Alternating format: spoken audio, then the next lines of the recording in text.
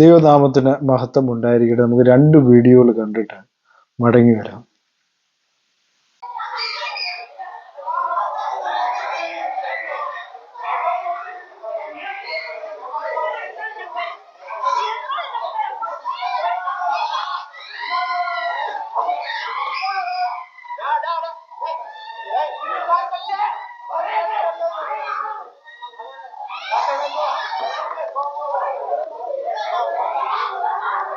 നന്മയും ലഭിക്കുമോ എന്ന് ചോദിച്ചിരിക്കുന്ന തലമുറയുടെ നടുവിലേക്ക് കടന്നു വന്നിട്ട് ദൈവത്തിന് സ്തോത്രം. ആ വെള്ളത്തെ മുന്തിരിച്ചാറാക്കി മാറ്റിയെങ്കിൽ ശൂന്യതയിൽ പണിയുന്ന ഒരു കർത്താവ്, ഒന്നുമില്ലായ്മയിൽ നിന്ന് സ്ഥലത്തെ വിളിച്ചൊരുക്കുന്ന കർത്താവ്, ആ സാറായുടെ ഗർഭപാത്രത്തിന്റെ നിർജീവത്വം ഗ്രഹിച്ചിട്ടു അസാധ്യങ്ങളെ സാധ്യമാക്കിയ കർത്താവ് ഇന്ന് മുതൽ വന്നിട്ടുണ്ട്. നമ്മുടെ കരങ്ങളെ തട്ടി അല്പസമയം വിശ്വസിക്കുന്നെങ്കിൽ ഈ ദൂത് നിന്നോട് ഇടപെട്ടെങ്കിൽ ദൈവത്തിന് അല്പസമയം സ്തോത്രം ചെയ്യാമോ?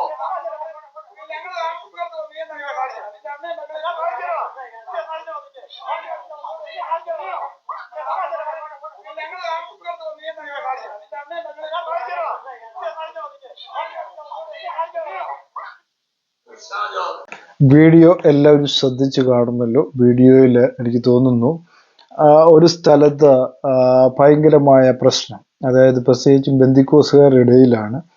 കാരണം ഇവര് വലിയ കാര്യങ്ങളൊക്കെയാണ് ഇവർ പറയുന്നത്. പലപ്പോഴും ബന്ധിക്കോസുകാരെ സംബന്ധിച്ചിടത്തോളം അവർ വിശ്വാസികളാണെന്ന് പറയുകയും അവരെ സംബന്ധിച്ചിടത്തോളം അവര് എന്താ പറയുക, വിശുദ്ധ ജീവിതം നയിക്കുന്നു എന്നൊക്കെ ഇവർ പറയുകയും ഇവരുടെ കൂടെ പരിശുദ്ധാത്മാവ് ഉണ്ടെന്നൊക്കെ പറയുകയും ചെയ്തിട്ടും ഇവരുടെ സഭകളിൽ നടക്കുന്നത് അടിയും പ്രശ്നങ്ങളും ഒക്കെയാണ്, അല്ലെ? ഇവർ കാലാകാലങ്ങളായിട്ട് ഇവർ പറയുന്നു ഇവർ വിശുദ്ധിയിലും വേർപാടിലുമാണ് ജീവിക്കുന്നതെന്നാണ് ഇവർ സ്വയം അവരെ കുറിച്ച് പറയുന്നത്. അപ്പോൾ അതിൻ്റെതായ യാതൊരുവിധ മാനദണ്ഡങ്ങളുമില്ല. അങ്ങനെ തന്നെ പറയുന്നത് തെറ്റാണ്. ഞങ്ങൾ വിശുദ്ധിയിലാണ്, ഞങ്ങൾ വേർപാടിലാണ്. കാരണം എല്ലാ മനുഷ്യർക്കും തെറ്റുകൾ സംഭവിക്കും, ഇല്ലെന്നല്ല, മനുഷ്യർക്ക് എല്ലാം തെറ്റുകൾ സംഭവിക്കും, അല്ലെ? അന്ന് യേശു കർത്താവിനെ മുമ്പിൽ ഒരു പാപിനിയായ ഒരു സ്ത്രീയെ കൊണ്ട് നിർത്തുമ്പോൾ ആ സ്ത്രീയോട് ആ സ്ത്രീയെ കല്ലെറിയുവാനായിട്ട് ന്യായപ്രമാണത്തിൽ പറഞ്ഞിട്ടുണ്ടല്ലോ എന്ന് പറയുമ്പോൾ കർത്താവായ യേശു ക്രിസ്തു നിലത്തൊരു ചതുരം വരയ്ക്കുന്നതായിട്ട് അവിടെ നമുക്ക് കാണാൻ കഴിയുന്നുണ്ട്. അപ്പോൾ വരച്ചു കഴിഞ്ഞ ശേഷം നിങ്ങൾ പാപമില്ലാത്തവൻ കല്ലെറിയട്ടെ. അപ്പോൾ ആ കൂട്ടത്തിലുള്ള ബാലന്മാർ വരെ, വൃദ്ധന്മാർ മുതൽ ബാലന്മാർ വരെയുള്ള ആൾക്കാർ എന്ത് ചെയ്തു? കല്ല് താഴെ ഇട്ടേച്ച് അവിടുന്ന് വിട്ടുകളഞ്ഞു എന്നാണ്, അവിടുന്ന് വിട്ടുപോയി എന്നാണ് നമുക്ക് ആ ബൈബിൾ വചനം വായിക്കുമ്പോൾ നമുക്ക് കാണാൻ കഴിയുന്നത്.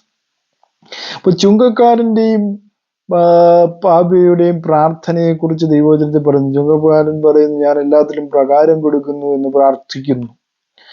അപ്പോൾ പാപിയായ മനുഷ്യൻ പറയുന്നു, ഞാൻ സകലത്തിലും പിഴച്ചുപോയി എന്നവൻ പ്രാർത്ഥിക്കുമ്പോൾ ആ പ്രാർത്ഥന കേൾക്കുന്ന ദൈവമാണ് ഏറ്റവും കൂടുതൽ നമുക്ക് അവിടെ കാണാൻ കഴിയുന്ന സത്യങ്ങളിലൊന്ന്.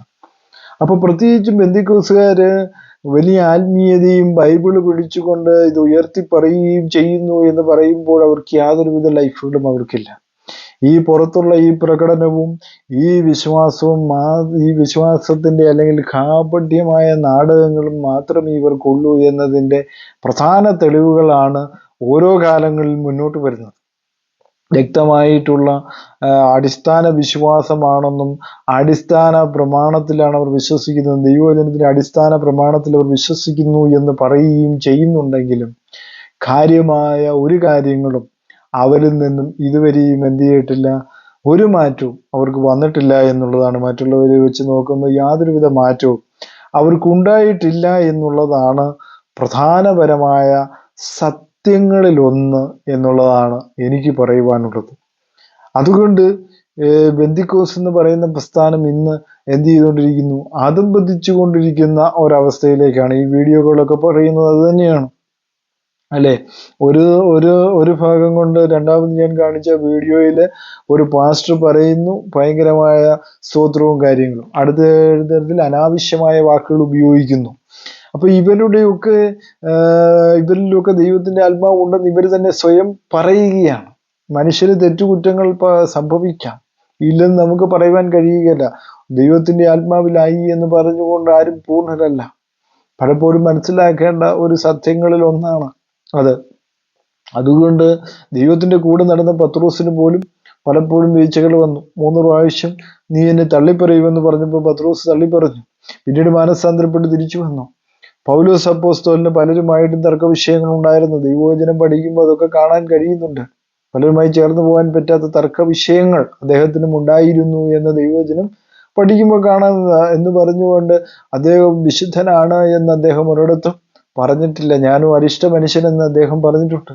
ഈ പാപം നിറഞ്ഞുമായ ശരീരത്തിൽ നിന്ന് ആരെന്നെ വിടുവിക്കുമെന്നും അദ്ദേഹം പറയുന്ന ഒരു ഭാഗവും നമുക്ക് കാണാൻ കഴിയുന്നു. ഞാൻ പാപികളിൽ ഒന്നാമനാണെന്നും പറയുന്നു. ഇപ്പോൾ ബന്ധിക്കോസുകാർ പറഞ്ഞു നടക്കുന്നത് എന്താണ്? ഞങ്ങൾ വിശുദ്ധ ജീവിതം നയിക്കുന്നവരാണ്. എന്താണ് ഈ വിശുദ്ധ ജീവിതം? നിങ്ങൾ നിങ്ങളെ തന്നെ ശോധന ചെയ്യണമെന്ന് ഓർപ്പിച്ചുകൊണ്ട് ഈ വീഡിയോകൾ നിങ്ങൾക്ക് അനുഗ്രഹപ്രദമായെങ്കിൽ ഇത് ലൈക്ക് ചെയ്യുക, സബ്സ്ക്രൈബ് ചെയ്യുക. God bless you.